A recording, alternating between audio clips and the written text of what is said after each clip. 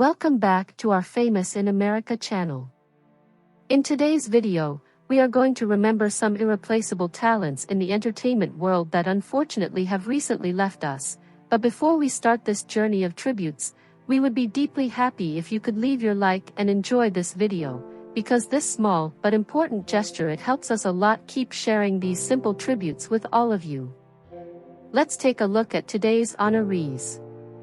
Number 1, André Watts. Musician André Watts, one of the first black stars of classical music, passed away last Wednesday, July 12, 2023, aged 77 from prostate cancer. According to his wife, André was at their home in Bloomington, Indiana. Watts had a remarkable stage presence. He would often move his head and feet to the music. This attracted criticism from more conservative music critics, but his technical dexterity overcame these comments and launched him to the highest levels of theater's concert. In 1963, he received an audition to appear with Leonard Bernstein and the New York Philharmonic, as part of the series of concerts for young people, broadcast on American television. He was still a boy and only 16 years old, but his performance was so amazing that day he was praised and he soon received an even greater boost. Bernstein himself invited him to make his formal debut with the Philharmonic, replacing pianist Glenn Gould. Of course, he kept up the pace and his career was assured. His greatest influence was his own mother, who rigidly led him effectively straight to success. She worked as a receptionist at an art gallery to help pay for his piano lessons, causing him to dedicate himself exclusively to the instrument.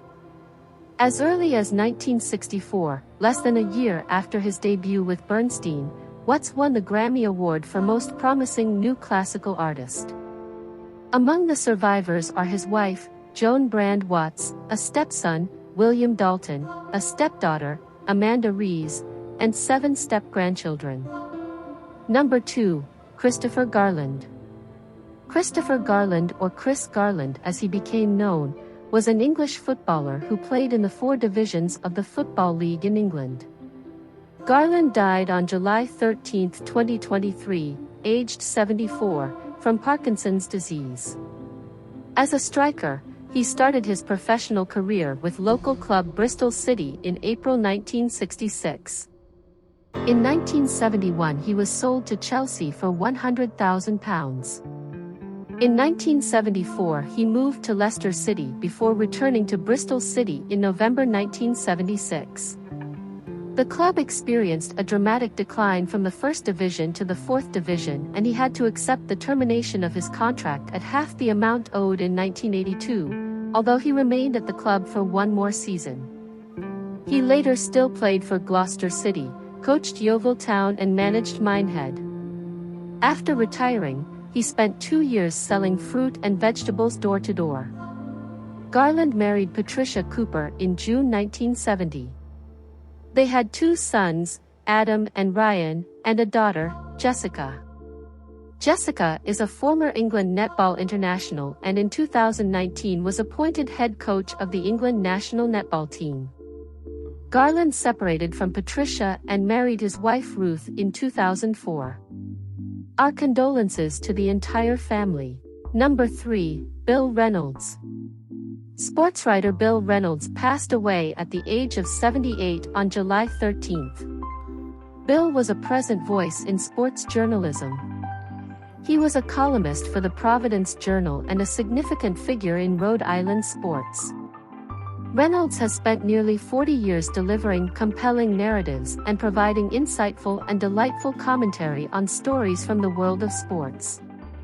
In addition to his famous newspaper column that left a rich collection and his passion for sports, his career goes further as Reynolds was the author of several impactful books, including Hope, A School, A Team, A Dream, and Born to Train, co-written with Rick Pitino. He joined the Providence Journal in 1981 shortly after it transitioned to the sports department, a move he embraced with rapture, pleasure and dedication.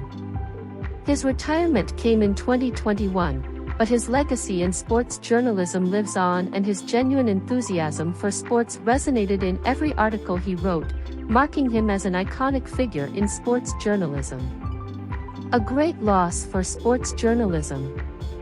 Number 4, Judy Solomon. Judy Solomon, former 6-term president of the Hollywood Foreign Press Association, died on the morning of Friday, July 14 at the age of 91. No information on the cause of her death or location was provided by the HFPA, who confirmed her death.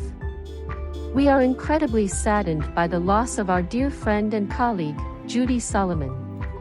The loss is profound, but we take this opportunity to celebrate their incredible achievements in helping to transform the Golden Globes into the worldwide award it is today, said Helen Honey.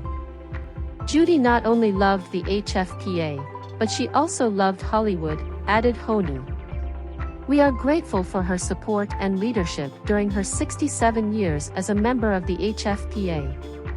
Born in Romania and raised in Israel, Solomon ended up moving to the United States, where he raised a family and built his career in journalism. Solomon joined the Hollywood Foreign Press Association in 1956 and was responsible for many changes to the Golden Globes, including the introduction of Dick Clark to the awards, a long-standing association that produced the awards and was instrumental in changing the awards from its former home at the Coconut Grove Club at the Ambassador Hotel to its new home at the International Ballroom at the Beverly Hilton Hotel. Humble and low-key, Solomon has always shunned industry honors and efforts to honor and recognize her accomplishments as a pioneering female leader in the entertainment industry. Just at a time when women were not visible in important leadership positions. She is survived by daughters Donna Sloan and Deborah Solomon, son-in-law Stephen Sloan and granddaughter Ashley Sloan. Funeral services will be announced by the family. The Golden Globes is now owned by Eldridge Industries and Penske Media. Number 5, Milan Kundera. Czech-born French writer Milan Kundera, author of the novel The Unbearable Lightness of Being, died after a prolonged illness, in Paris, on July 11, 2023, aged 94, according to sources close to the writer. Kundera was born in the former Czechoslovakia in 1929 and was repeatedly persecuted and expelled from the Communist Party for his reformist views and anti-party activities. He was peripherally involved in the Prague Spring of 1968, a brief period of reform activity, which was crushed by the Soviet invasion of Czechoslovakia. His first novel, an anti-communist short story called The Joke, was published in 1967 and adapted into a feature in 1969 by Jaromil Gyers. The film was shown in cities such as San Sebastian, New York and Locarno. Kundera, known for rarely giving interviews, was sparked by The Unbearable Lightness of Being, set primarily in Prague in the late 1960s and early 1970s.